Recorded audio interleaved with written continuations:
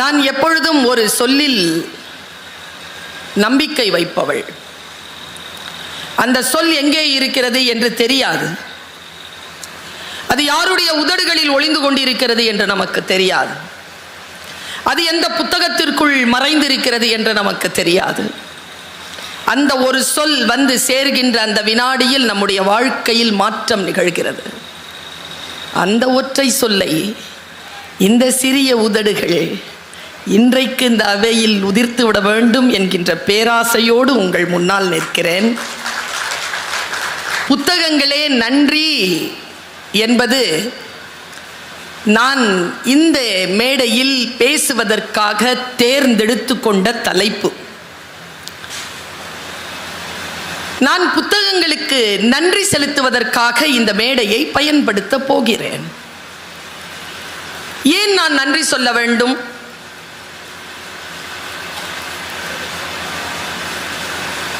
அடிப்படையில் ஒரு சிறிய அனுபவத்தை மட்டும் உங்கள் முன்னால் பதிவு செய்துவிட்டு என் பேச்சை தொடங்கலாம் என்று நான் நினைக்கிறேன். என்னுடைய வாழ்க்கையை நான் தொடங்கியது ஒரு பிடி டீச்சரா சார். எனக்கு விளையாட்டுனா ரொம்ப பிடிக்கும், முறையான விளையாட்டு. நான் ஷட்டில் நல்லா ஆடுவேன், கபடி நல்லா ஆடுவேன், நல்லா ஓடுவேன். இப்போ விட்டாலும் ஓடிடுவேன். நான் ஏன் அந்த நெறியாளர் தங்கை நான் எப்பொழுதும் ஒரே மாதிரியாக இருக்கிறேன் என்று கேட்டார் இல்லையா, அதற்கு தந்த பதில். வாழ்க்கை நமக்கு வாய்ப்புகளைத்தான் தரும், ஒருபோதும் வெற்றிகளை தருவதில்லை. யார் ஒருவர் வாய்ப்புகளை பயன்படுத்திக் கொள்கிறார்களோ அவர்கள் வாசலுக்கு வெற்றி தேடி வருகிறது. என் வாழ்க்கையை நான் பென்சிலில் இருந்து தான் தொடங்கினேன். ஒரு பிடி டீச்சர். பிடி டீச்சர் என்பது சாதாரண பணி அல்ல.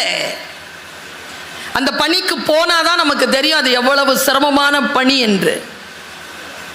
அதுலேயும் எனக்கு கொடுத்த வேலை என்னன்னா, மாசத்துக்கு 800 ரூபாய் சம்பளம், எல்கேஜி யூகேஜி பிள்ளைகளுக்கு பிடி டீச்சர். உங்களுக்கு ஒரு விஷயம் சொல்லவா? உலகத்திலேயே ரொம்ப மகிழ்ச்சியான பணி என்ன தெரியுமா? குழந்தைகளோடு பணி செய்வது தான். அது மிகப்பெரிய பணி. ஆசிரியர்களாகிய எங்களுக்கு அது வாய்த்திருக்கிறது. டாக்டர்ஸ் பணியும் சிறந்த பணி தான். 2 பேருமே, ஆசிரியர்கள் டாக்டர்ஸ் 2 பேரும் உயிரையும் புத்தியையும் காக்கக்கூடிய அதி அற்புதமான வேலைகளை செய்யக்கூடியவர்கள். டாக்டர்ஸா தன்னுடைய குழந்தைகள் வர வேண்டும் என்று பல பேர் நினைக்கிறோம், ஆசிரியர்கள் உட்பட. ஆனா ஒரு ஆசிரியரா நான் சொல்லட்டுமா, டாக்டரா இருக்கிறது ரொம்ப பெருமை தான். ஆனா அதை விட கொஞ்சம் கூடுதலான ஒரு வாய்ப்பு ஆசிரியரா இருக்கிறதுல இருக்குது. ரொம்ப சிம்பிள் வாய்ப்பு தான். இப்போ நம்மக்கிட்ட படித்தவர், இப்போ மாவட்ட ஆட்சியரேன்னு வச்சுக்கோங்களேன், இப்போ நான் தான் வகுப்பெடுத்திருக்கிறேன்னு வச்சுக்கோங்க, நான் தைரியமாக சொல்லலாமோ இல்லையோ, இவர் என்னுடைய மாணவர், படிக்கலைங்கிறது வேற. நான் லேடிஸ் காலேஜாக போயிட்டேன் சார்.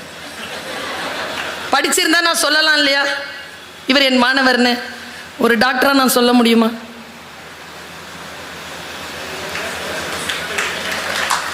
என்ன, இவர் எனக்கு பேஷண்ட்டுன்னு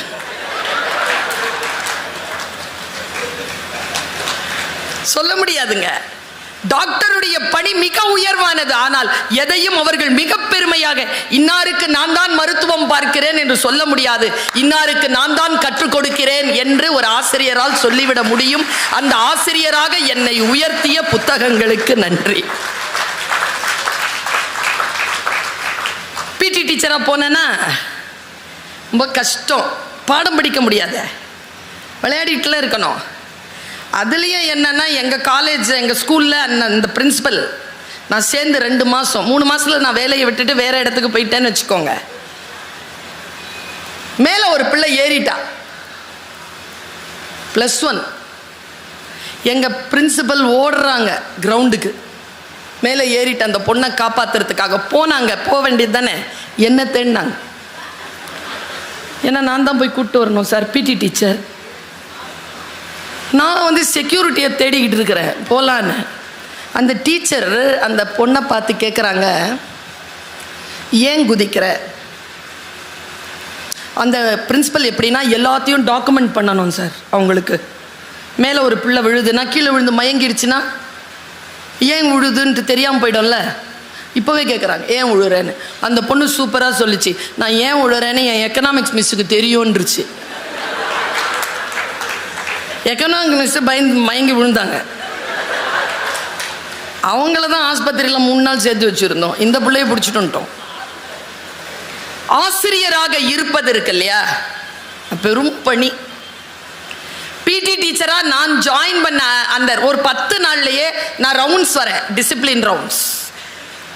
அப்போ 10th ஸ்டாண்டர்ட் இடம் காலியா இருந்தது, கிளாஸ்ல டீச்சர் இல்லை, பிள்ளைங்க சத்தம் போட்டிருந்தாங்க. நான் உள்ள நுழைஞ்சேன். என்னப்பா பாடம்னு கேட்டேன். திருக்குறள் வகுப்பு எடுங்க, புத்தகம் எடுங்க. புத்தகம் எடுத்தாங்க. என்ன சப்ஜெக்ட் எடுத்து பார்த்தா ஒழுக்கமுடைமை. டீச்சர் வரலையா? வரல. எத்தனாவது பாடம் நடத்தியிருக்காங்க? 3 நடத்தியிருக்காங்க. 4வது நான் நடத்தவான்னு இப்படி கேட்குறேங்க. சரின்னுதுங்க பிள்ளைங்க. அதுக்குள்ள டீச்சர் வந்துட்டாங்க. உள்ள வந்தவங்களுக்கு தெரியாது. நேராக வந்துட்டு, நீங்கள் பிடி டீச்சர் தானே, என்ன கையில் புக்கு உங்கள் வெளியில், அவங்களுக்கு தெரியாது. நான் மனசில் யோசிக்கிறேன், திருக்குறள் முன்னால் பிள்ளைகள் பாடம் நடத்தக்கூடிய வாய்ப்பு இல்லை, வெளியில் போக சொல்கிறார்கள். வெளியில் வரும்பொழுது என் மனதில் என்ன உணர்வு வந்தது என்று உங்களுக்கு தெரியாது. நான் அதற்கு முன்னால் இருந்தது வேறு, அதற்கு பின்னால் நான் இருந்தது வேறு. என் மனதில் ஆழமாக வேரூன்றிய அந்த தமிழை வெறித்தனமாக படிக்க தொடங்கினேன். வெறித்தனமாக படிக்க தொடங்கினேன். எம்ஏ கிளியர் பண்றேன். யூஜிசி ஃபர்ஸ்ட் இயர்லயே எம்ஏ முடிச்ச உடனே யூஜிசி கிளியர் பண்றேன். அங்கேயே டாக்டர் இ சுந்தரமூர்த்தி மொழித்துறை தலைவர், அவர்கிட்ட மொழித்துறையிலே பிஹெச்டி சேர்றேன். பிஹெச்டி சப்மிட் பண்ணிட்டு எனக்கு ஒரு வாய்ப்பு வருது ஒரு காலேஜில் ஜாயின் பண்ணுறதுக்கு. நான் வந்து உட்கார்றேன் இன்டர்வியூக்கு. பக்கத்தில் என்னை வெளியில் போன சொன்னால் அந்த டீச்சர் உட்கார்றாங்க இன்டர்வியூவுக்கு. 2 பேருக்கும் வேலை. ஆனால் என்ன தெரியுமா, நான் பிஹெச்டி முன்னால் முடிச்சு இருந்ததுனால 19 ஆண்டுகள் என் பெயர் மேலேயும் அவர்கள் பெயர் கீழேயும் தான் இருந்தது. அதற்கு பிறகு அவரை துறை தலைவர் ஆக்கினோம். அவரின் கீழ் நான் 2 ஆண்டுகள் பணி செய்தேன். மிக நல்ல பெண். சரி, ஆசிரியர், விரிவுரையாளர், துணை பேராசிரியர், இணை பேராசிரியர், ஒரு கல்லூரியினுடைய தமிழ் துறை தலைவராக வந்து உட்கார்றேன். வெறித்தனமாக படிப்பதை தவிர்த்து வேறு எதுவும் என் வாழ்க்கையில் எனக்கு தெரியாது.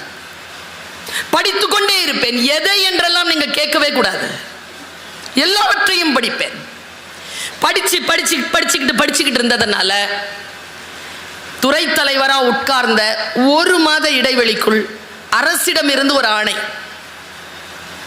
உலக தமிழ் சங்கம் என்கின்ற ஒரு அரசு நிறுவனம் இருக்கிறது, அதற்கு உங்களை துணை தலைவராகவும் இயக்குனராகவும் நியமித்திருக்கிறோம். நீங்கள் அங்கே வந்து 3 ஆண்டுகள் பணிபுரிய வேண்டும்.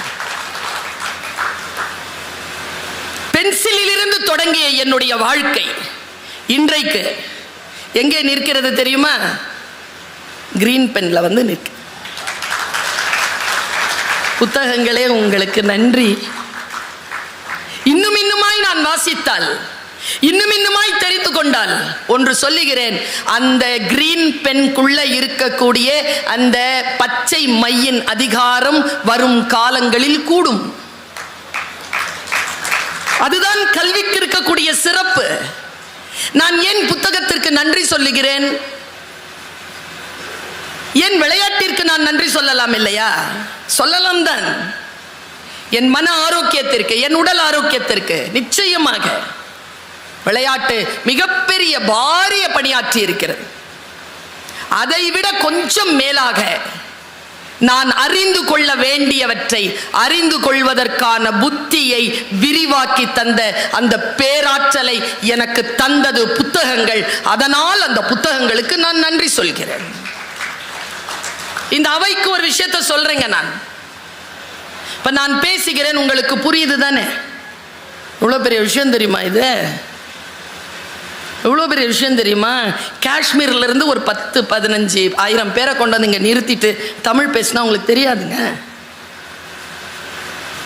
நமக்கு தமிழ் தெரிகிறதே, நாம் சொன்னால் நமக்கு புரிகிறதே, புரிகின்ற வாய்ப்பிலே நாம் இருக்கிறோமே. இப்ப உதாரணத்துக்கு சொல்றேன், நான் பேசிட்டு இருக்கிறேன், நிறைய பேர் என்ன வீடியோ எடுத்துட்டு இருக்கிறீங்க. இப்ப நான் ஒரு விஷயம் சொல்லுவேன், உங்களுக்கு புரிஞ்சிரும் பாருங்க. என்னை இதுவரைக்கும் எதில் பார்த்துருக்கீங்க? ஃபோனில் தானே பார்த்துருக்கீங்க. கொஞ்சம் சும்மா இருங்க, அரை மணி நேரத்தில் யூடியூப்ல வந்துடும். இது வரைக்கும் என்ன செல்போன்லயே பார்த்துக்கிட்டு இவ்வளோ பயணம் பண்ணிட்டு வந்து முன்னால நின்று பேசுறேன், இன்னைக்கும் செல்போனுக்குள்ள இருந்து பார்த்துட்டு இருக்கிறீங்க. சொல்றது புரியுதா? லைவ் ஸ்ட்ரீம் போயிட்டு இருக்கு. நீங்கள் எப்பொழுது நினைத்தாலும் இந்த பேச்சை திரும்ப எடுத்துக்கொள்ளலாம். இந்த வினாடி இருக்குல்ல, இந்த வினாடியை தவறவிட்டு விடக் கூடாது என்பதனை கற்றுக் கொடுத்தது நான் கற்ற நூல்கள். வாழ்க்கையில் எதிர்காலத்தை பற்றிய கவலை, இறந்த காலங்களை பற்றிய துயரங்கள், இது எல்லாவற்றையும் இல்லை என்று சொல்லி நிகழ்காலத்தில் என்னை வாழ வைக்கின்றன என் நூல்கள், என் புத்தகங்கள். அற்புதமான ஒரு விஷயத்தை சொல்றேங்க. இங்க மதுரை மண்ணில் நான் மதுரைக்கு வந்து உலக தமிழ் சங்கத்தின் துணைத் தலைவராகவும் இயக்குனராகவும் பொறுப்பெடுத்ததற்கு பிறகு நான் மதுரையில் பேசுகின்ற முதல் கூட்டம் இது. நான் சொல்லவா, என்னுடைய நூல் அறிவு எனக்கு தருகின்ற புத்தியை, அறிவுரையை நான் சொல்லவா? மதுரை இருக்குல்ல, மதுரை, எத்தனையோ பேர் பேச வரப்போகிறார்கள். மாண்புடைய மரபின் மதுரை என்றெல்லாம் பேச வரக்கூடியவர்கள் இருக்கிறார். நான் சொல்லவா, மதுரை என்பது என்னன்னு? மதுரை என்பது நிலம் அல்ல, மதுரை என்பது தன்மை. இந்த தன்மையை சுமந்து கொண்டிருக்கின்றவர்கள் இந்த மதுரையில் வாழக்கூடிய தமிழர்களாகிய நீங்கள். இந்த தன்மையோடு நீங்கள் எங்கெல்லாம் போவீர்களோ அது எல்லாம் மதுரை தான். இது நான் கண்டெடுத்த பேருண்மை. இது வெறும் நிலம் சார்ந்த அடையாளம் அல்ல, இந்த பூமிக்குரியது. இந்த பூமி பண்பாட்டை சார்ந்தது. அந்த பண்பாட்டை மனிதர்களின் வாழ்வியலில் அது கலந்து வைத்திருக்கிறது. இந்த மதுரை எங்கெல்லாம் இருக்கிறது என்றால், எங்கெல்லாம் மதுரைக்காரன் இருக்கிறானோ அதெல்லாம் மதுரை தான். இந்த ஆற்றல் மதுரை மண்ணுக்கு மட்டுமே உரிய பண்பு, மற்ற எங்கேயுமே நீங்க பார்க்க முடியாது. சொல் இருக்குல்ல, நான் இந்த ஜெனரேஷனுக்கு சொல்லிக் கொடுக்கிறேன் ஒரு விஷயத்தை. பல கூட்டங்கள்ல சொல்லிட்டேன், இன்னைக்கும் சொல்றேன். நாம தான் பெரியவங்க பேச்சை கேட்ட கடைசி பரம்பரை. இந்த நண்டு, சிண்டு, வாண்டு இதன் பேச்சை கேட்க தொடங்கி இருக்கிற முதல் பரம்பரை. யாரோ சூடா ஏதோ வறுக்கிறாங்க, கொஞ்சம் மசாலா இல்லாம வறுக்க சொல்லுங்க, தொண்டை எரியுது. இதுல வேற பெரிய அப்பளத்தை எடுத்துட்டு ஒருத்தர் வராரு. இந்த நாயனக்காரன் முன்னால உட்காந்துட்டு மாங்காய் சாப்பிடக்கூடாது சார், பேச்சாளருக்கு முன்னால இப்படி சூடா அப்பளம் சாப்பிடக்கூடாது. நானே பயந்து பயந்து டீ குடிச்சிட்டு வந்து நின்று இருக்கேன். நான் சிந்தித்து விட்டு பேசுகின்றவள் இல்லை, பேசியபடி சிந்திப்பவள்.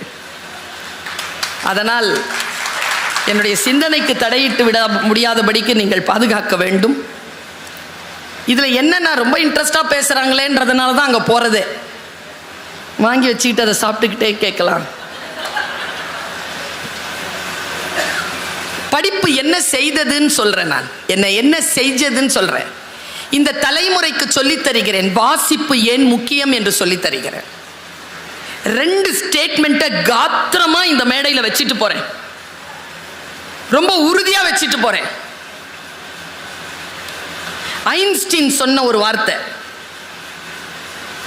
Imagination is more then knowledge. கற்பனை திறன்தான் அறிவை காட்டிலும் மேலானது. இந்த கற்பனை திறன் வளர்வதற்கு காட்சி ஊடகங்களை விட அச்சு ஊடகங்கள் மிகப்பெரிய அளவில் பயன்படுகின்றன. நான் பிரார்த்திக்கிறேன், என் சொல் இந்த சமூகத்திற்கு புரிய வேண்டும். இன்னொரு விஷயத்தை சொல்லிட்டு போறேன். எனக்கு யார் என்ன சொன்னாலும் புரியும். ஒரு பாப்பா உட்காந்து சிரிக்குது, அது ஒரு 9வது வகுப்பு படிக்கலாம், சரியா? ஒரு 3 நாளைக்கு முன்னால ஒரு ரீல்ஸ் பார்த்தேன். பாப்பா, உன் வயதுக்குரிய எல்லா குழந்தைகளுக்கும் இந்த அம்மாவின் செய்தி, முக்கியமா இளைஞர்கள், 10, 15, 16, 17 வயதில் இருக்கக்கூடிய இளைஞர்கள். ஒரு அம்மா வருது, சூடா ஏதோ பிடிச்சிட்டு இருக்கு கையில, சூடா இருக்கு, இத புடி அப்படின்ட்டு தன் மகளின் பெயரை அழைக்குது. மகள் வர, அவளுக்கு உன் வயது இருக்கும். வந்தவ இப்படி புடி அப்படின்ன உடனே அது இப்படி நீட்டுது கைய. அந்த அம்மா சொல்லுது, இங்க இப்படி சூடா இருக்கு, இங்க இப்படி, மறுபடியும் இப்படி நீட்டு. மறுபடியும் சொல்லுது, இப்படி இப்படி வெயிட்டா இருக்கு, சீக்கிரம், மறுபடியும் இப்படி நீட்டுது. உங்களுக்கு தெரியும்ல, நம்ம அம்மாலாம் என்ன செய்வாங்க, காலையில் எழுப்பும்போது 6 மணிக்கு, தங்கம் ரோஜாப்பூ 6 மணி ஆயிடுச்சுடா தங்கமே, ஏந்திரிடா. ஏந்திரிக்க மாட்டோம். 10 நிமிஷம் கழிச்சு, ஏய் 6:10 ஆச்சு, 7:15 பஸ்ஸு, எழுந்துரு. 6:20 பெட்ஷீட்டை பிடிச்சி இழுத்து விட்டுறோம், ஃபேனை ஆஃப் பண்ணி விட்டுறோம். 6:30 எந்திரிக்கலன்னு வச்சுக்கோங்க, சத்தமாக ரேடியோ போட்டு விட்டுறோம். இதெல்லாம் எனக்கு நடந்தது. அதுக்கப்புறமா 6:45 எழுந்திரிக்கலன்னு வச்சுக்கோங்க, எங்கள் அம்மாவுக்கு சின்ன வயசுலேருந்தெல்லாம் எவ்வளோ கெட்ட வார்த்தை தெரியுமோ, அத்தனை கெட்ட வார்த்தையும் அது சொல்லும். அந்த பொண்ணு இருங்கல்ல, அந்த பிடிச்சிட்டுன்னு சொன்னால, அந்த பொண்ணு என்ன பண்ணுச்சு, புடி புடினா இப்படி இப்படி நீட்டுச்சா, கடைசியாக சத்தம் போட்டு திட்டின உடனே இல்லை, அந்த பொண்ணு இப்படி பிடிச்சிது. இப்போ நான் இங்கே நிற்கிறேன், நிறுத்துறேன். அந்த பெண் சொல்ல சொல்ல சூடாக இருக்கிறது என்று தெரிந்தும் இப்படி கை நீட்டியது ஏன்? ஏன்? இப்போ நான் இருமுனேன்னா மாவட்ட ஆட்சியர் அதை கொஞ்சம் சீரியஸாக எடுத்துக்கிட்டாரா, ஒரு ஆளை கூப்பிட்டாரா, நேராக போய் அந்த ஸ்டவ்வை சுவிட்ச் ஆஃப் பண்ண சொன்னாரா? இதெல்லாம் நான் பேசிக்கிட்டே கவனிச்சிட்டேன்னா, நீங்கள் என் பேச்சை கேட்காம அதை கவனிக்கிறீங்க.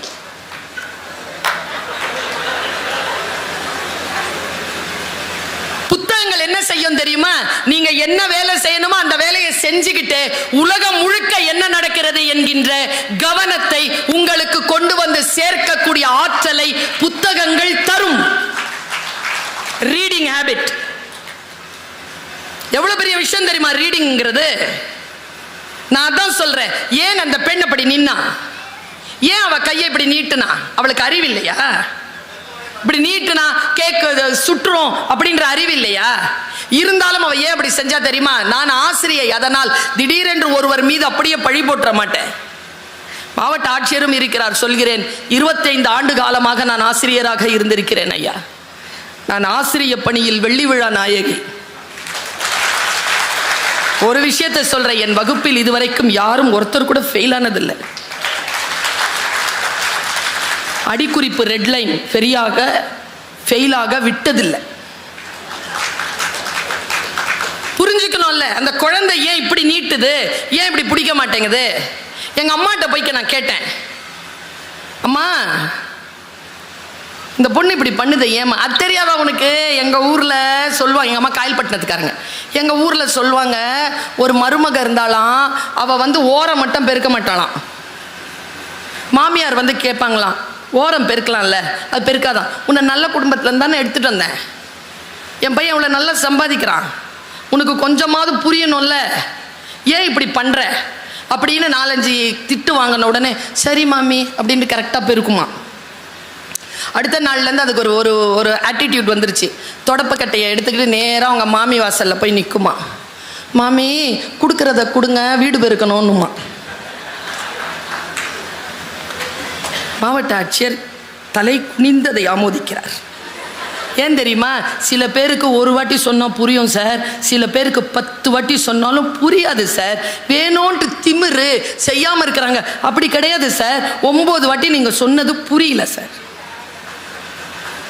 சரி, ஏன் புரியாம போகுது தெரியுமா? நான் ஒன்று சொல்றேன். இந்த போனை கொடுங்க. இந்த போனை எப்போ பார்த்தாலும் பார்த்துக்கிட்டே இருந்தீங்கன்னா யார் சொன்னாலும் புரியாது. புத்தகத்தை படிச்சிங்கன்னு வச்சுக்கோங்களேன், எவன் சொன்னாலும் புரியும். அந்த சொல், ஒரு சொல்லை இன்னொரு சொல் கடந்து, அந்த ஒரு சொல்லும் இன்னொரு சொல்லோடும் சேர்ந்து அந்த பொருளை புரிந்து கொண்டு அந்த அடுத்த கட்டத்திற்கு போய்கிட்டே இருக்கிறீங்கல்ல, அந்த பயிற்சி இருக்குல்ல, அதுக்கு பெயர்தான் கல்வி, அதற்கு பெயர்தான் அறிவை கூர்த்திட்டுதல். அதனால் சொல்லுகிறேன், இந்த அறிவை கூர்த்திட்டி தந்த புத்தகங்களே உங்களுக்கு நன்றி. ஒன்றை எப்படி நாம் புரிந்து கொள்ள, நான் இப்படி சொல்றேங்க, வெறும் சொல் தான். கருத்து ஏத்துங்க மந்திரம், வெறும் கயிறு தான். எடுத்து கையில கட்டினா கங்கணம், கழுத்துல கட்டினா தாலி, இடுப்புல கட்டினா அரணா கயிறு. கயிறு தான். வெறும் சோறு. கருத்து ஏற்றினால் பிரசாதம். வெறும் பேச்சு. கருத்து ஏற்றினால் சத்சங்கம். வெறும் கட்டடம். கருத்து ஏற்றினால் கோவில், வீடு. கருத்து ஏற்றணும்ல, அந்த கருத்து ஏற்றக்கூடிய அந்த ஆற்றலை எது தரும் என்றால் வாசிப்பும் புத்தகங்களும் உனக்கு தரும். போன சண்டே தினமலர் பத்திரிக்கை இருந்துச்சுன்னா அதில் எனக்கு கேள்வி பதில் கேட்டிருக்காங்க. அதில் என்னுடைய பேட்டி ஒன்று வந்திருக்கு. நான் ஒரு சிறுபான்மை சமூகத்தை சேர்ந்த ஒரு பெண். என்னுடைய வீட்டில் பேசக்கூடிய மொழி உருது. அப்பா உருது, அம்மா தமிழ் வழி. அவங்களுக்கு 9 வயசுல கல்யாணம் பண்ணி கூட்டு வந்துட்டாங்க. அதனால் அவங்களுக்கு உருது எழுத படிக்க தெரியும். எங்கள் அம்மாவுக்கு, எங்கள் அம்மா தமிழில் பேசுவாங்க, எங்கள் அம்மா தமிழில் பேசுவாங்க, எங்கள் அப்பா ஃபுல்லாக உருது தான் பேசுவார். கொஞ்சம் நினச்சி பார்த்தீங்களா, ஒரு பிற்படுத்தப்பட்ட சிறுபான்மை சமூகத்தில் உருது பேசுகின்ற ஒரு பெண் எப்படி இவ்வளவு பயணங்களை செய்து PhD வரைக்கும் வாங்கி இந்த மாதிரி உலகமெல்லாம் பயணம் செய்து உலக தமிழ் சங்கத்திற்கு துணைத் தலைவராக வந்து உட்கார்ந்திருக்கானா? என்ன பின்புலம் என்றால் அவள் வாசிப்பு. அவள் எந்த மதத்தை சார்ந்த ஒரே புத்தகத்தை வாசிப்பது இல்லை. அவள் எல்லாத்தையும் வாசிக்கிறாள். நான் பைபிள் வாசிக்கிறேன், நான் தேவார திருப்பதிகங்களை வாசிக்கிறேன், நான் குறள் வாசிக்கிறேன், நான் சங்க இலக்கியங்களை வாசிக்கிறேன். வாசிக்க வாசிக்க எனக்கு பொருள் புரிகிறது, ஒரு பேருண்மை புரிகிறது. என்ன தெரியுமா? ஒரு மதம், காத்திரமா சொல்றேன், நாம் புரிந்து கொள்ளாமல் யார் புரிந்து கொள்வது? எந்த மதமும் எடுத்துக்கோங்க, அதுக்குன்னு ஒரு புத்தகம் இருக்கும். புத்தகம் இல்லாமல் மதம் கிடையாது. மதவாதிகளுக்கே தெரிகிறது, இதை பரப்ப வேண்டும் என்றால் புத்தகத்தை தான் நாம் கையில் கொள்ள வேண்டும் என்று. புத்தகம் தான். தமிழர்களுக்கு ஒரு புத்தகம் உண்டு. தெய்வ வள்ளுவன் வான்மறை தந்தது என்கிறான் பாரதி. திருக்குறள்,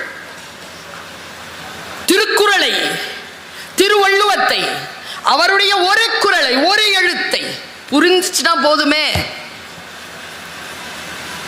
ஒரு குறள்ங்க, பல நேரங்கள் எனக்கு புரியறதே இல்லை. நீங்கள் எல்லோரும், நான் எல்லோரும் சேர்ந்து, ஏன் நான் மட்டும் இப்படி இருக்கிறேன், ஏன் எனக்கு மட்டும் இப்படி, ஏன் நான் வறுமையிலேயே இருக்கிறேன்?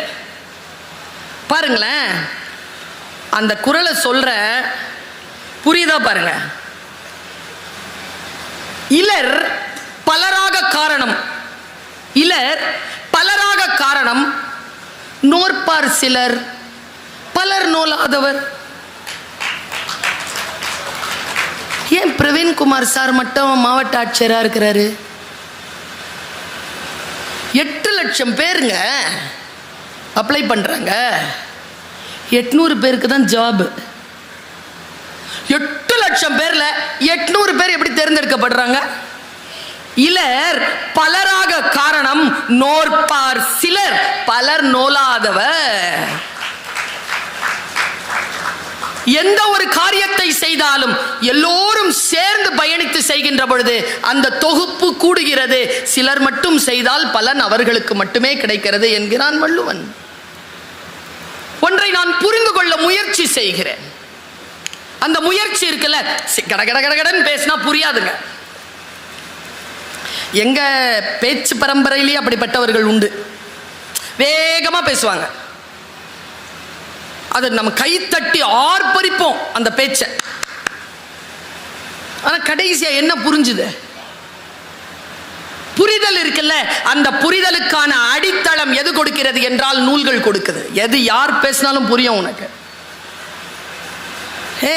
நான் மந்த மாதிரி உட்கார்ந்து இருக்க அப்படின்னா என்ன? அப்படின்னா என்ன? மந்த மாதிரி உட்கார்ந்து இருக்கிறேன்னா என்னங்க? கூட்டமா உட்கார்ந்துருக்கோமா? மந்த ஆடு பார்த்துருக்கீங்களா?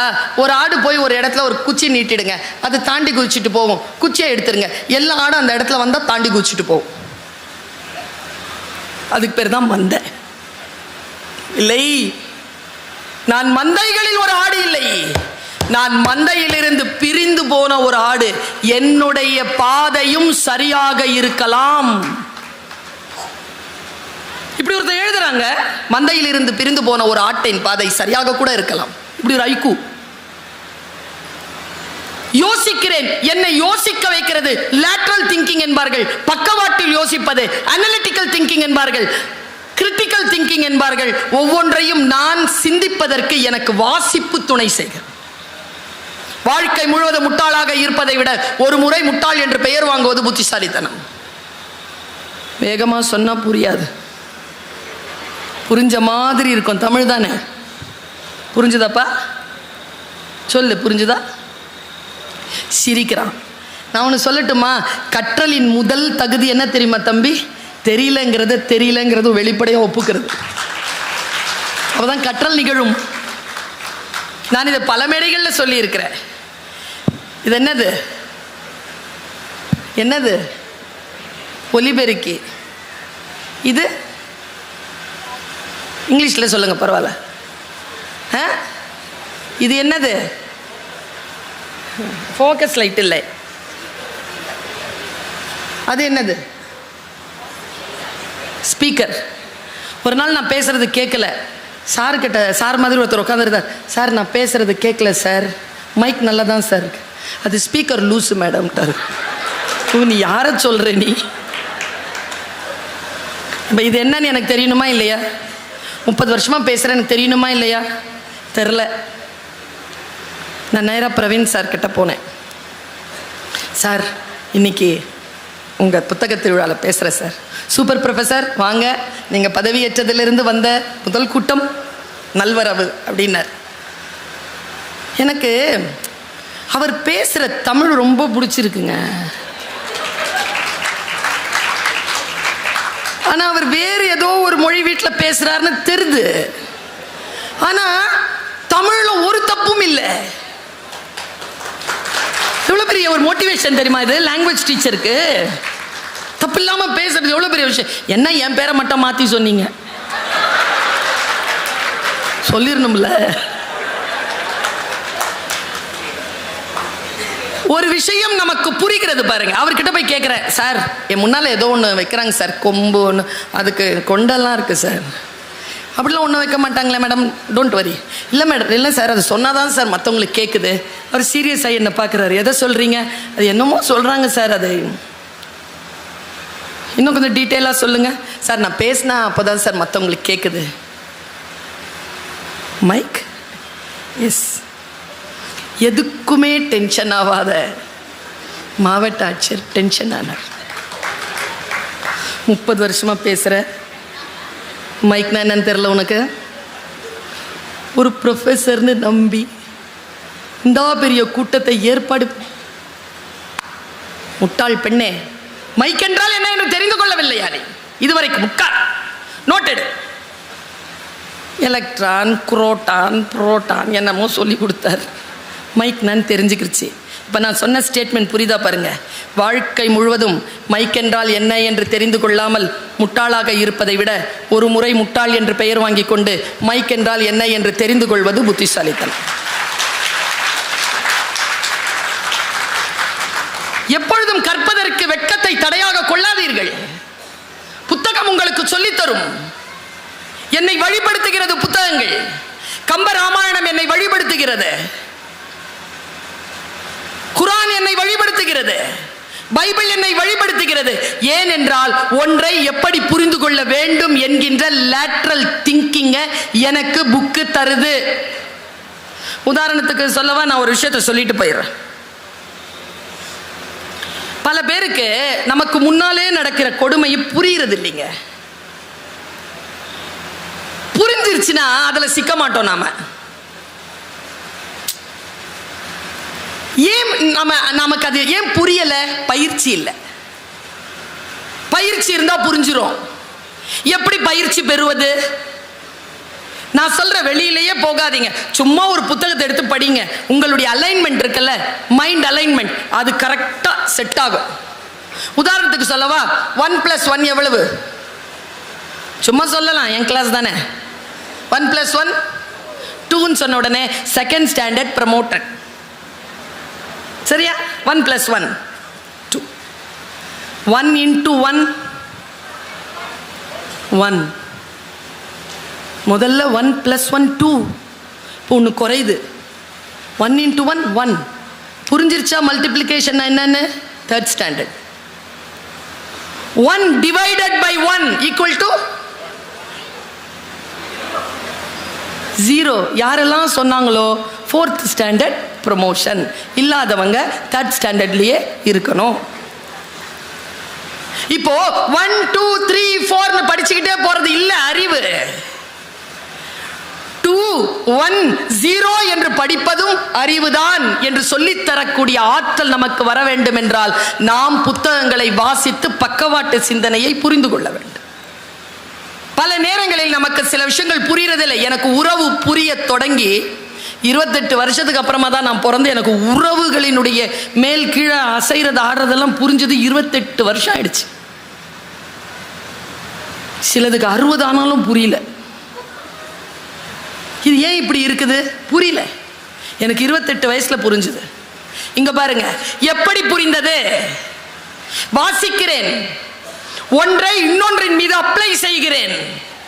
என் வாசிப்பு பலன் எனக்கு அப்ளிகேஷனை கொடுக்குது. அப்ளிகேஷன் மனநிலையில் அந்த மனிதரை நான் விசாரிக்கிறேன். நான் எல்லா டீச்சர்ஸையும் சொல்றது, எல்லா போலீஸ் ஆபீசர்ஸ்க்கும் சொல்றது, எல்லா வக்கீல்களுக்கும் சொல்றது, எல்லா அதிகாரத்திலே இருக்கக்கூடியவர்களுக்கும் சொல்றது, NLP படிங்க, neuro linguistical program. Neuro linguistical program. நரம்புகள் இருக்கல, அதனுடைய அசைவுகளில் ஒரு மொழி உண்டு. நரம்புகளின் அசைவுகளில் உங்கள் முன்னால் இருக்கின்றவர்களுடைய நரம்புகள் எப்படி அசையுதுன்னு வச்சுக்கிட்டு அவன் என்ன நினைக்கிறான்னு உங்களால சொல்லிட முடியும். இதுக்கு ஒரு படிப்பு இருக்குங்க. எனக்கு தெரிஞ்சு நிறைய பேர் இதை படிச்சிடணும். ஒரு தவளை இருந்துச்சான், பஞ்சதந்திர கதை. ஒரு தவளை இருந்துச்சு. அந்த தவளை ஜாலியா ஆத்த கடக்கிறதுக்கு போகுது. நான் சொல்றது தவளைனா தவளை இல்லை, நாம தான் அப்ளிகேஷன். அது பார்த்து அந்த பக்கம் ஒரு தேள் வந்துச்சு. நான் சொன்னது தேள்னா தேள் கிடையாது. நம்மளை பெத்தது, நாம பெத்தது, நம்ம கூட பிறந்தது, நமக்கு பிறந்தது, அதுங்களுக்கு கல்யாணம் ஆணுச்சுன்னா அவங்க வந்து சேர்ந்தது, இல்லை எது வேணாலும் இருக்கலாம். வேலைக்கு போகிறது இடத்துல வந்து சேர்றது, சும்மா தெருவில் நிற்கும் போதே வந்து வாய்க்கிறது, இது எல்லாம் அந்த வகையில் சேரும். பஞ்சதந்திர கதை சொல்லி தருதுங்க. இப்படி சொல்லிது பாருங்க. நான் இன்னைக்கு இதை சொல்லிட்டு போயிடுறேன். வீட்டில் போய் முடிஞ்சா யோசிச்சு பாருங்க. தேள் வந்து சொல்லுது தவளை கிட்ட, தவளை எனக்கு அந்த பக்கம் போகணும், நீ ஹெல்ப் பண்ணு. தவளை சூப்பர் அறிவு இருக்குல்ல நமக்கெல்லாம். நான் மாட்டேன்ப்பா, நோனோ. தேள் கேட்டுச்சு, வை? ஏன்? நீ கொட்டுவ, நான் செத்துருவேன். லூசா நீ? நான் உன்னை கொண்டு போய் விட சொல்கிறேன்.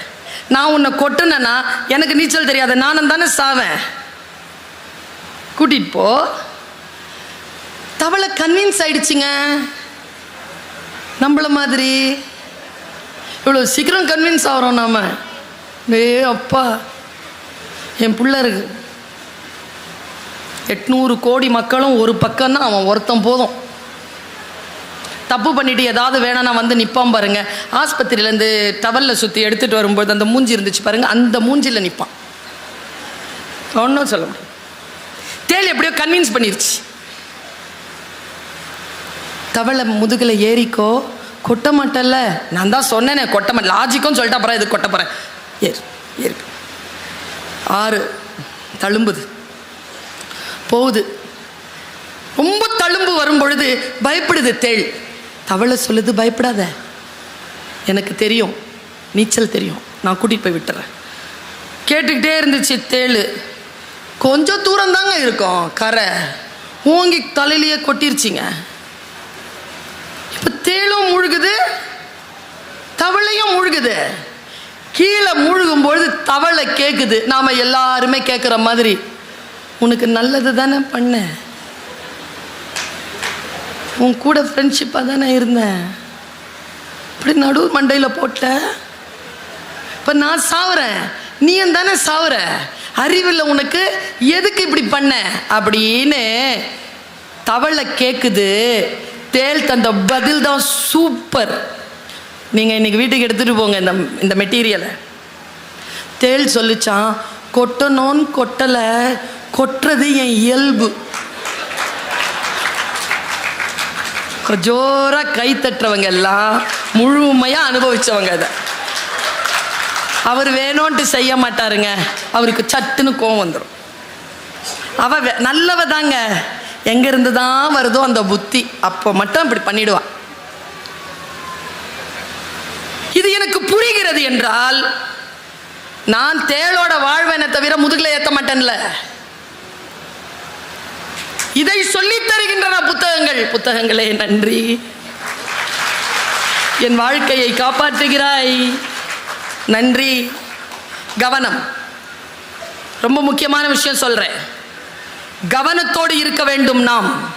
பல நேரங்களில் நம்முடைய சீரழிவுக்கு காரணம் கவனச்சிதறல் தான். உதாரணத்துக்கு சொல்றேன். இப்போ மேடையில் அருள் பிரகாஷ் சார் உட்காந்துருக்கார். அங்கிருந்து நம்ம பிஆர்ஓ தளபதி வராருன்னு வச்சுக்கோங்க. வந்தவர் காதில் ஏதோ சொல்கிறார். நான் இங்கே வைத்தால கத்திக்கிட்டு இருப்பேன்னா என் பேச்சை கேட்காம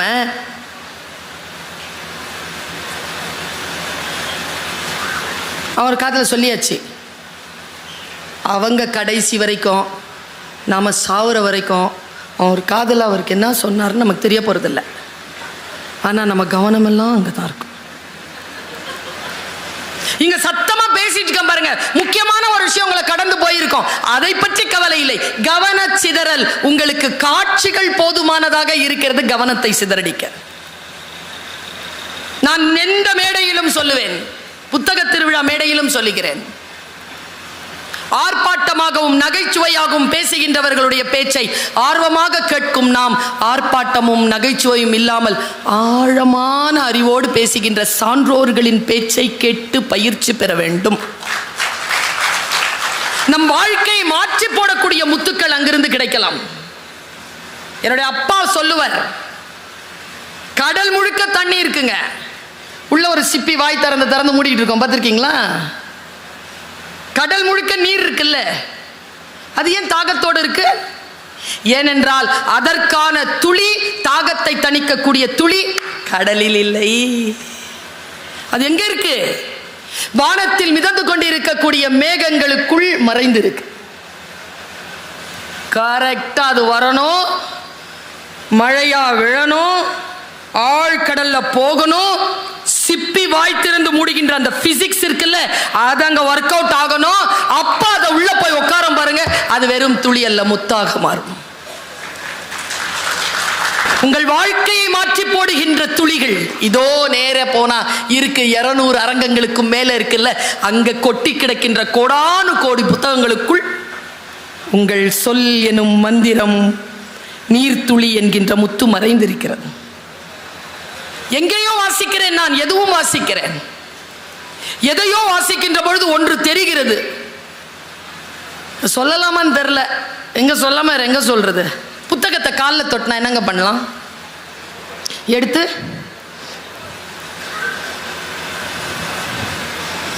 அரபியில் ஏதோ எழுதி போட்டிருக்கு, சமஸ்கிருதத்தில் ஏதோ எழுதி போட்டிருக்கு, காலை மிதிச்சிட்டிங்க, என்ன பண்ணுவீங்க? எடுத்து அதில் யாரோ ஒரு வில்லகம் பிடிச்சவன் கெட்ட வார்த்தை எழுதி வச்சிருக்கான்.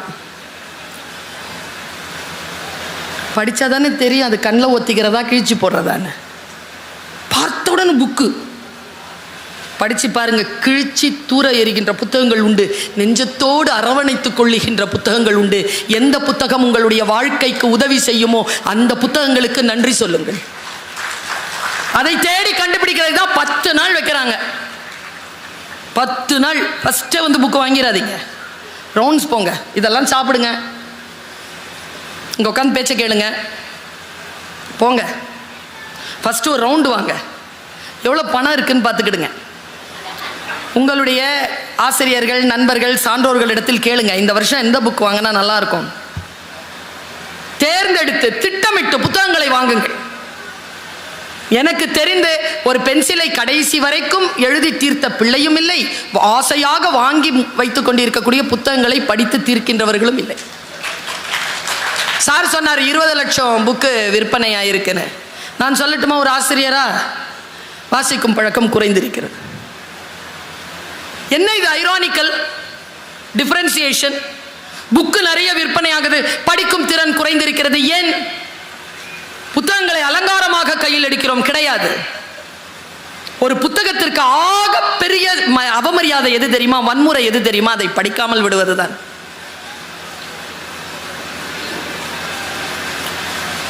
எட்நூறு பக்கம் இருக்கோங்க, 749வது பக்கத்தில் நமக்குன்னு ஒரு வரி எழுதியிருப்பாங்க. அவன் அதுக்கு தாங்க அவ்வளோ பேஜஸையும் நம்ம கடக்கணும்.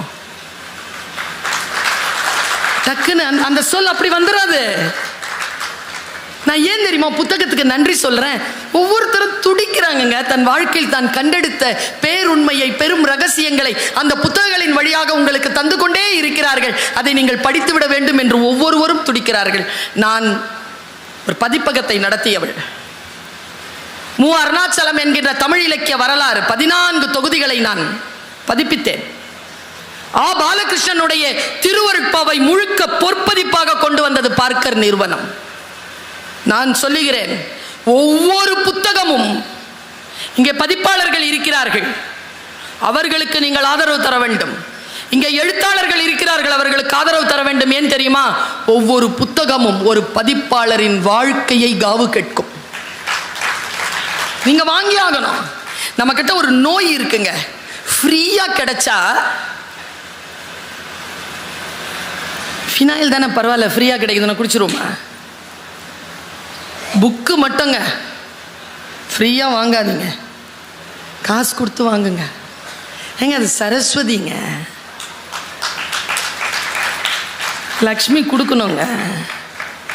நான் இந்த லக்ஷ்மி சரஸ்வதின்னு சொன்னதுனால சொல்கிறேன். ஒரு 10 நாளைக்கு முன்னால் ஒரு ரவிவர்மா ஓவியம் பார்த்தேன், ஒரு புக்கில் அழகாக போட்டிருக்கு. அதில் நல்ல ஒரு பிங்க் கலர் சாரியில் லக்ஷ்மி உட்காந்துருக்காங்க, பத்மாசனம், பியூட்டிஃபுல்லுங்க.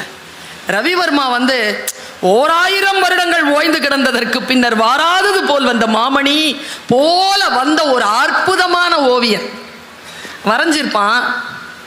பேரழகா இருப்பாங்க லக்ஷ்மி. அவங்க கை அந்த அந்த அந்த அந்த கை வச்சிட்டு இருப்பாங்கல்ல. அப்புறமா லக்ஷ்மி காடஸ், லக்ஷ்மி இறைவியினுடைய அந்த படங்களை பார்த்துருக்கேன். அவங்க ஒரு தங்க குடம் வச்சுருப்பாங்க, பார்த்துருக்கீங்களா? ரெடியாக இருக்கும் நமக்கு கொடுக்கறதுக்கு. பிரார்த்தனை பண்ணுறது தான், டக்குன்னு கொடுத்துருவாங்க. இது எப்படி தெரியுமா வாங்கினாங்க? அவங்க விஷ்ணுவனுடைய கால் பிடித்து 12 காலமாக செய்த ஊழியத்தின் பலனாக விஷ்ணு அவர்களிடம் கேட்டார்களாம், எனக்கு ஒரு வரம் தாருங்களேன், என் பக்தர்களுக்கு நான் ஏதேனும் தர வேண்டும். உடனே மகிழ்ந்த விஷ்ணு சொன்னாராம், உன்னிடத்தில் யார் வந்து கேட்டாலும் அவர்கள் வாழ்க்கை நிறைவாக இருக்கும்படியாக செல்வத்தை தரக்கூடிய ஒரு வரத்தை உனக்கு தந்தேன் என்று சொன்னாராம். லக்ஷ்மி கிட்ட எது கேட்டாலும் காசு கிடைக்கும். கொடுத்த உடனே நம்மளை பற்றி தெரியும்ல விஷ்ணுவுக்கு, அவர் ஒரு முடிவு பண்ணார், காசு எங்கே இருக்குதோ அங்கே தானே போவாங்க.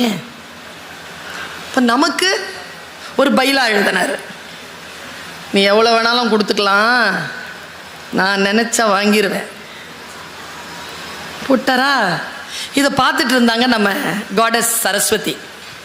நேராக தன்னுடைய கணவர்கிட்ட போனாங்க. லக்ஷ்மி வந்து அவங்களுடைய கணவர்கிட்ட கேட்டு ஒரு வரத்தை பெற்றுவிட்டார். நீங்களும் எனக்கு வரம் தாருங்க. என்ன, அவங்க வரத்தை விட கொஞ்சம் அதிகமாக இருக்கணும். அது பெண்களுக்கே ஒரு விஷயம்தான். நான் எப்போவுமே சொல்வேன், நமக்கு 8 புடினா அடுத்தவங்களுக்கு 10 புடி, நமக்கு 10 புடி வேணும். அவங்களுக்கு 10 புடி வந்துருச்சுன்னா நமக்கு 12 புடி செயின். கொஞ்சம் கூடுதலாக சொல்ல, நான் என்ன செல்வம், எல்லா செல்வத்திலும் செல்வத்துள் செல்வம் அச்செல்வம். அவங்க எவ்வளோ கொடுத்தாலும் அதுக்கெல்லாம் தலையாய செல்வமாகிய கல்வி செல்வத்தை உன்னை கேட்டால் தரும்படியாக நீ இரு அப்படின்னு உடனே அந்த அம்மா கம்முன்னு தான் இருந்தாங்களாம். போக மாட்டோமே, நம்ம போவோம். காசு கிடைக்கிற சாமி கிட்ட போவோமா, கல்வி கிடைக்கிற சாமி கிட்ட போவோமா? அவங்க அமைதியாகவே இருந்தாங்களாம். சரி, உனக்கு நான் ஒரு பைலா எழுதுறேன். லக்ஷ்மி கொடுத்ததை வேறு கடவுளர்கள் நினைத்தால் திரும்பி பெற்றுக்கொள்ளலாம். ஆனால் சரஸ்வதி, நீ கொடுக்கின்ற கல்வியை யாராலும் திரும்பி பெறவே முடியாதுன்னு ஒரு வரத்தை பெற்றுக்கொண்டாராம் சரஸ்வதி.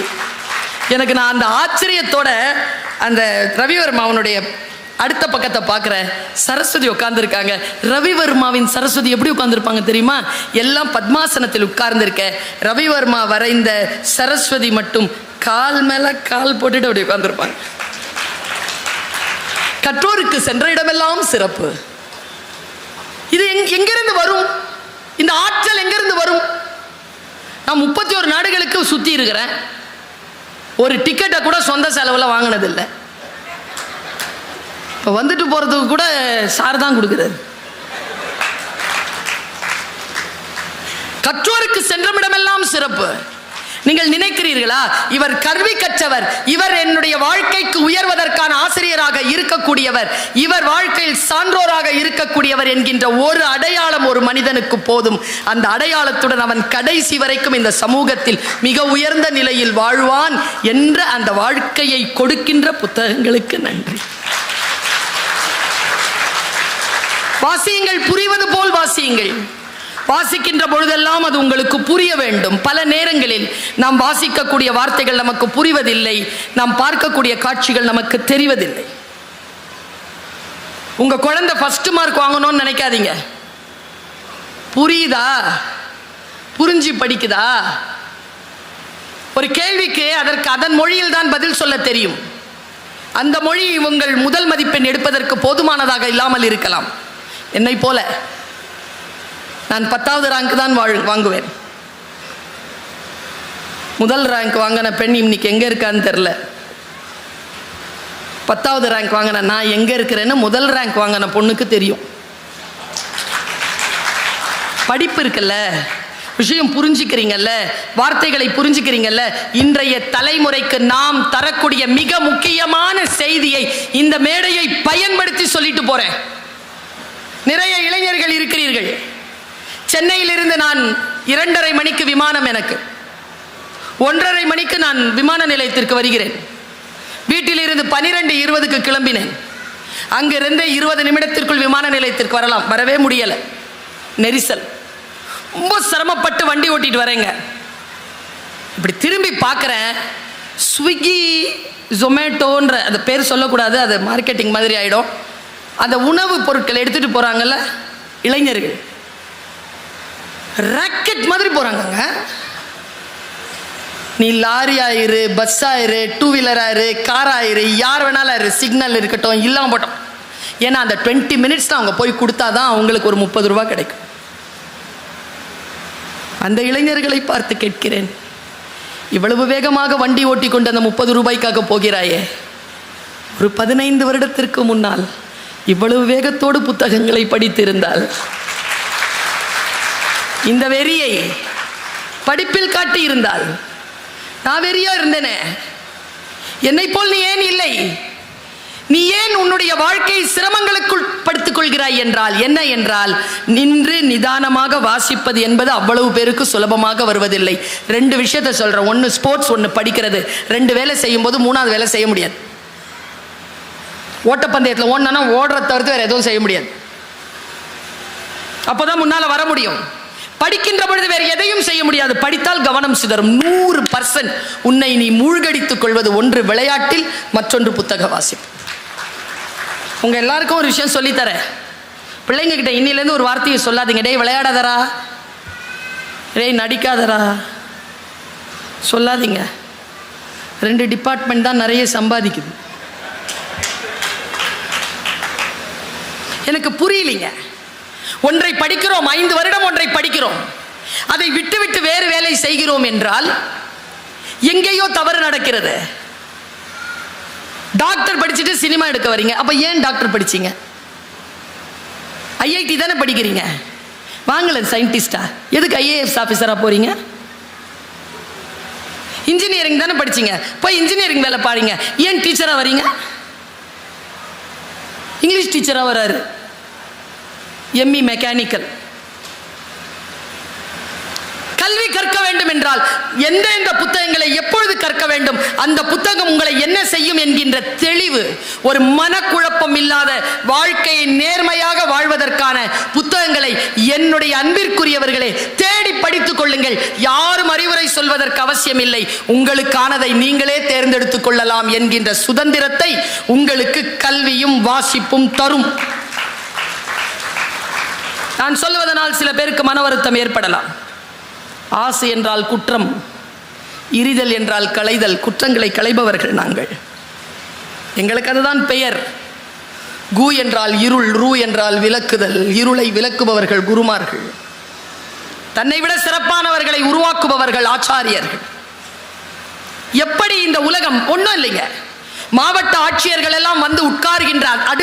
அடுத்த நேரம் நான் பார்க்கிறேங்க, மிக முன்னேற்றம் அடைந்த மாவட்டங்களில் ஆட்சியாளர்களாக வந்து உட்காரக்கூடிய ஆட்சியர்கள் எடுக்கக்கூடிய கோப்புகளில் மிக முக்கியமானதாக புத்தக திருவிழாக்கள் நிகழ்கின்றன. அது எந்த கட்சியை சேர்ந்த அரசாக இருக்கட்டும். என்ன காரணம்?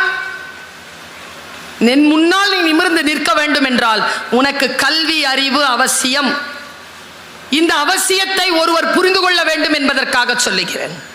சமீபத்தில் ஒரு இடத்தில் குழந்தைகளிடத்தில் பேச போக வேண்டும் என்பதற்காக, நான் சொல்றேன்ல பக்கவாட்டு சிந்தனை, ஒரு சொல்லுக்கும் இன்னொரு சொல்லுக்கும் நடுவிலே ஒரு கேப் இருக்குங்க. ரொம்ப வாசிச்சிங்கன்னா அந்த கேப்பை கூட நீங்க வாசிக்கலாம். ஒன்றும் இல்லை, ஜெயமோகன் கொற்றவைன்னு ஒரு புக்கை எழுதியிருப்பார். 300 படிச்சு பாருங்க. இளங்கோவடிகள் மௌனம் சாதித்த இடத்திலிருந்து என் கதையை தொடங்குகிறேன்னு சொல்வார். சில மௌனங்கள், சில எழுத்தாளர்களின் மௌனங்கள் வேறு ஒரு தலைமுறையில் ஒரு எழுத்தாளனுக்கு எழுதுபொருளாகிறது என்றால் நினைத்து பாருங்கள். புத்தகங்களில் இடையில் இருக்கக்கூடிய மௌனங்கள் கூட இளையராஜாவின் இசையை போல. சில இடத்துல இசையே இருக்காது, சைலண்டா இருக்கும். அதை விட அந்த சிச்சுவேஷனை வேற யாராலையும் சொல்லிட முடியாது. எனக்கு ரொம்ப பிடித்தமான நிறைய நடிகர்கள் இருக்கிறார்கள். ஹிந்தியில் நான் நிறைய பார்ப்பேன். ஏன்னா சின்ன வயசுலேருந்து உருது தெரியுங்கிறதுனால இந்த நவாசுதீன் சித்திகி, இம்ரான் கான், மனோஜ் வாஜ்பாய் இவங்களுடைய இதெல்லாம் பார்ப்பேன். பார்த்து கொண்டே இருக்கின்ற பொழுது திடீர்னு ஒரு படம் வந்தது. இந்த பக்கவாட்டு சிந்தனைங்கிறோம்ல, அனலிட்டிக்கல் அண்ட் கிரிட்டிக்கல் திங்கிங் இருக்குல்ல, இன்றைக்கு நாம் எட்ட வேண்டிய உயரங்களுக்கு எட்டாமல் இருப்பதற்கு காரணம் நம்மிடத்தில் கிரிட்டிக்கல் திங்கிங் குறைந்திருக்கு. ரொம்ப வேகமா விஷயங்களை பார்த்துக்கிட்டே இருந்தீங்கன்னா வேலை செய்யாதுங்க. நான் ஆசிரியை, நான் இப்படி சொல்லுகிறேன். காட்சிகளை வேகமாக பார்த்து கொண்டிருக்கக்கூடிய மனதிற்கு நின்று நிதானமாக வாசிக்க முடியாது, வராது. என்கிட்ட கேட்பாங்க, நீங்கள் எப்போல்லாம் படித்ததெல்லாம் உங்களுக்கு ஞாபகம் வருதே எப்படி? நான் சொல்லட்டுமா? இந்த உலகத்திலே இருக்கக்கூடிய பெரிய சாபம் எது, பெரிய வரம் எது என்று சொல்லட்டுமா? பெரிய சாபம், உன் உயிர் காக்கும் நேரம் வருகின்ற பொழுது நீ கற்றது மறந்து போகும் என்று கர்ணனுக்கு கிடைத்த சாபம். உலகத்திலே அதி அற்புதமான சாபம் என்ன வரம் என்ன தெரியுமா? எந்த நேரத்தில் தேவைப்படுகிறதோ நீ உன் குழந்தை பருவத்தில் பார்த்த காட்சிகள் கூட உனக்கு வந்து கைப்பிடித்து உன்னை தூக்கிவிடும். நான் அதனால் தான் சொல்லுவேன், பெற்றோர்களே, ஆசிரியர்களே, நீங்கள் உங்களுடைய பிள்ளைகளுக்கு நல்ல விஷயங்களை இரவு நேரத்தில் உட்கார்ந்து பேசுகின்ற பொழுது, ஒரு பிரார்த்தனை செய்கின்ற பொழுது, ஒரு புத்தகத்தின் ஒரு பகுதியை எடுத்து வாசிச்சு பாருங்களேன். அதில் ஒரு வார்த்தை உங்க 15 வயசு பையன் கேட்க மாட்டான். நாம கேட்டோமா? அவன் கேட்கறதுக்கு அவனும் கேட்க மாட்டான். ஆனால் ஒன்று சொல்றேன், சொல்லிக்கொண்டே இருந்தால் என்ன நடக்கும் தெரியுமா? வாழ்க்கை அவர்களுக்கு முன்னால் சவால்களை எடுத்து வீசுகின்ற பொழுது சிறிய வயதில் அவர்கள் கேட்ட அந்த அறம் அங்கே அவர்கள் ஜெயிப்பதற்கு அவர்களுக்கு உதவியாக இருக்கும். அதனால் நல்ல விஷயங்களை சொல்லிக்கொண்டே, ஆசிரியர்களை சொல்லிக்கொண்டே இருக்கிறோம். பாடங்கள், புத்தகங்கள் அதை சொல்லிக்கொண்டே இருக்கின்றன. பாருங்க, நான் ஒரு படம் பார்க்கிறேன். இந்த மாதிரி ஒரு குழந்தை நம்ம வீட்டில் இருக்கணும்னு நான் நினைச்சேன். நம்ம எல்லாரும் அப்படிதான் இருக்கணும், ஃபயர் மாதிரி இருக்கணும். ஏய், எவ்வளவு நல்ல பொண்ணு தெரியுமா? அது பக்கத்தில் உட்காந்துட்டு இருக்கிறேன். ஏன் பையன் சொல்றான், ஏன்னா நான் எதை சொன்னாலும் நீ நம்புற அப்படிங்குது. உருப்படுமா? நீ நல்ல பொண்ணுன்னு சொல்றதே அவன் ஸ்டேட்மெண்ட்ல அழிச்சிட்டான். அவன் சொன்னதுல அவன் அழிச்சிட்டான். வித்தியாசமா பேசுறாங்க. ஷார்ப்பா இப்போ ஆகும். நம்ம ஒருத்த ஒரு விஷயத்த சொல்றானா, நீ வெளிப்படாத, புரிஞ்சுக்கோங்கிற. உடனடியாக வெளிப்பட அவசியம் இல்லை. ஓ இதுதானா, புரிந்துகொள். புரிஞ்சுக்கிறதுக்கு ஒரு தன்மை இருக்க வேண்டாமா? வெள்ளையா இருக்கிறவன் பொய் சொல்ல மாட்டான். இங்கிலீஷ்ல பேசுறவெல்லாம் புத்திசாலி. யார் சொன்னது? யாருங்க சொன்னது? நான் சொன்னேன், இனிமேல் கர்ம வீரர் காமராஜரை யாரும் கருப்பு காந்தி என்று சொல்லவே கூடாது. அவர் தென்னாட்டின் காந்தி. கருப்பு என்பது என் தேசிய நிறம், அது என்னுடைய சுயமரியாதைக்குரிய இடம். அதை கருப்பு என்கின்ற வார்த்தையால் நீ குறிப்பிடாத. அவரை படிக்காத மேதை என்று சொல்லாத. யார் படிக்காத மேதை? நாம் எல்லோரும் படிக்க வேண்டும் என்றால் என்ன செய்ய வேண்டும் என்று படித்த மேதை அவர். எப்படி நாம் கொண்டு செலுத்துவது ஒன்றை? ஒரு தலைவரை எப்படி கொண்டாடுவது? ஒரு மனிதரை தலைவர் என்று எப்படி நாம் ஏற்றுக்கொள்வது? நான் சொல்லட்டுமா? எல்லோரையும் விட சிறப்பானவன் இல்லை தலைவன். தன்னை விட சிறப்பானவர்களை உருவாக்குபவன் தான் தலைவன். வாசிச்சா எனக்கு புரியுதே. உன்னை விட என்னை சிறப்பானவராக உருவாக்குகிறாயா? நான் தான் முதல்வன், நான் தான் முதல்வன் என்று அலைந்து கொண்டிருக்கின்ற நேரத்தில் இன்றைக்கு முதலமைச்சராக இருக்கக்கூடியவர் நான் முதல்வன் என்று நீ சொல் என்று உங்கள் வீடு வரைக்கும் கொண்டு வந்து நான் முதல்வன் திட்டத்தை வைக்கிறாரே. ஒன்றை புரிந்து கொள்ள வேண்டாமா என்கிறேன் நான். பாருங்க, பிசினஸ்னு ஒரு படம். நம்ம எல்லாருக்குமே ஆசை இருக்குங்க. ஆனா உண்மையா சொல்றேன், சில விஷயங்கள் தெரியாத காரணத்தினால் தான் தோற்கிறோம். உன் காரணங்களால் நீ தோற்கடிக்கப்படுகின்ற பொழுது அந்த காரணங்களின் மீது மட்டும் உனக்கு சந்தேகம் வராதது ஏன்? ரூமி. காம்ப்ளிகேட்டடா இருக்கும் சொல்றதுக்கு, புரிஞ்சுக்கோங்க. உன் காரணங்களால் நீ தோற்கடிக்கப்படும் பொழுது அந்த காரணங்களின் மீது மட்டும் உனக்கு சந்தேகம் வராதது ஏன்? ரூமி. பாருங்க, எனக்கு என் காரணங்களால் தான் நான் தோற்கடிக்கப்படுகிறேன்.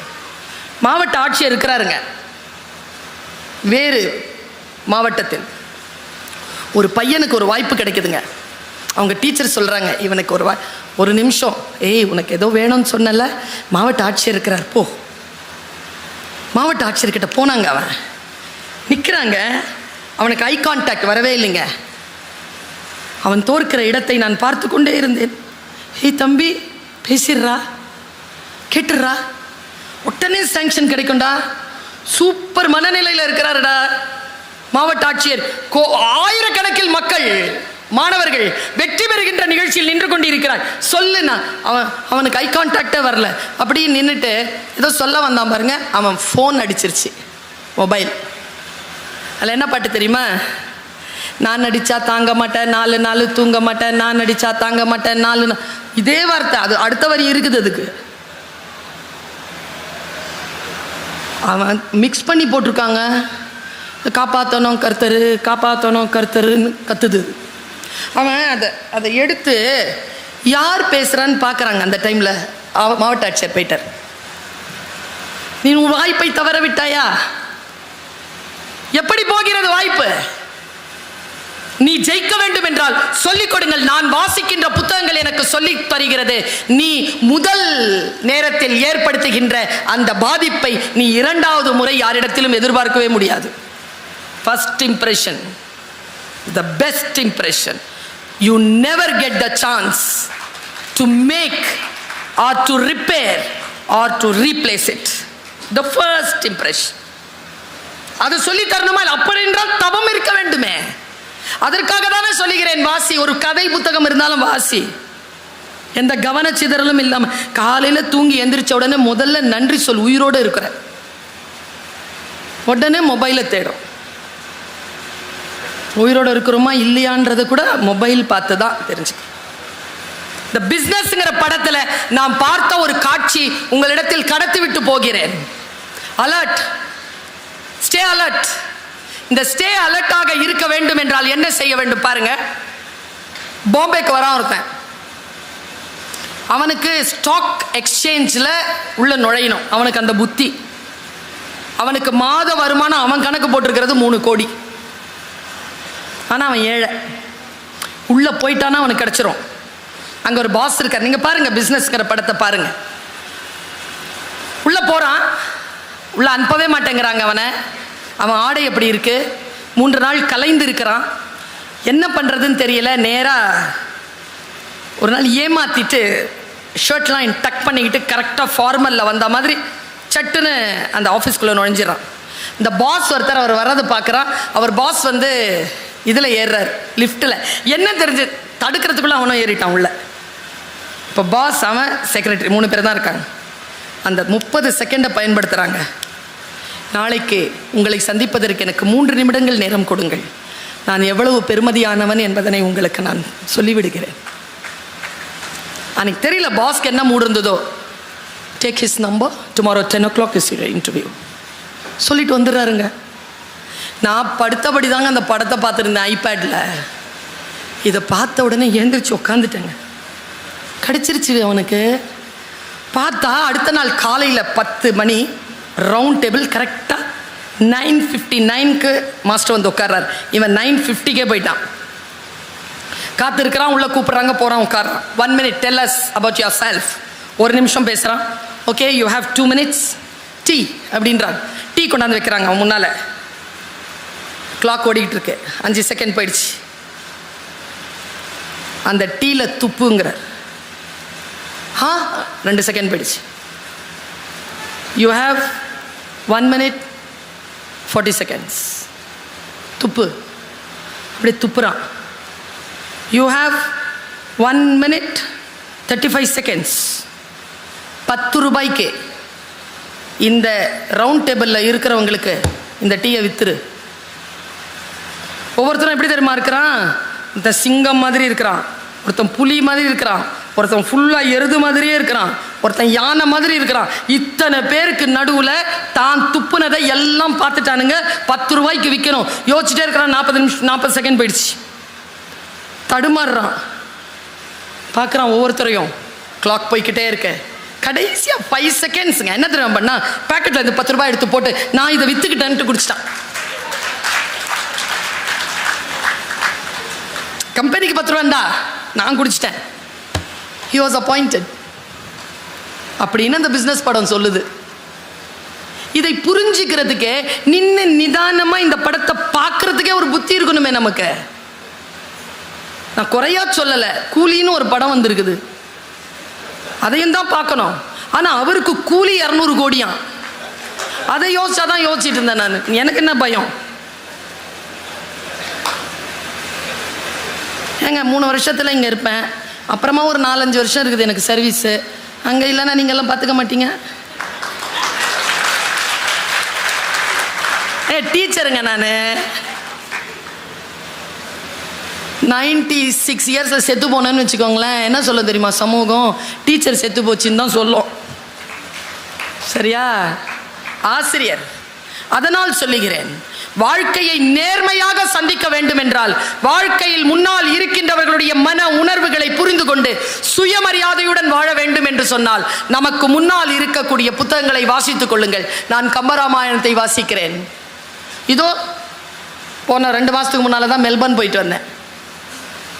அக்டோபர் மாதம் சிட்னி போகிறேன். கம்பராமாயணம் பேசுவதற்கு மட்டும் படித்துக் கொண்டால், 17ஆம் தேதி கனடா போறேன், திருக்குறளை பேசுவதற்கு மட்டும் வாசித்தால் உங்களுக்கு உயர்வு உண்டு.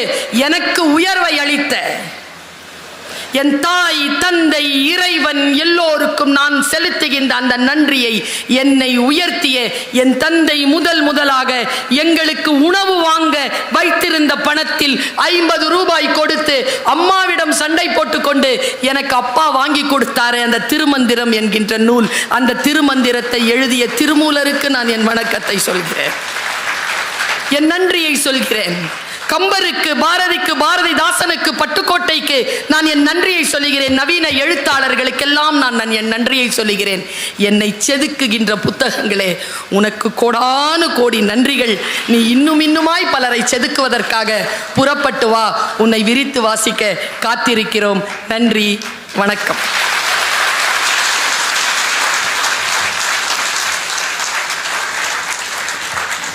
நன்றி அரங்கமே. 2 நாட்களாக மதுரையில் மாமழை பொழிந்தது, இன்று தமிழ் மழை பொழிந்தது.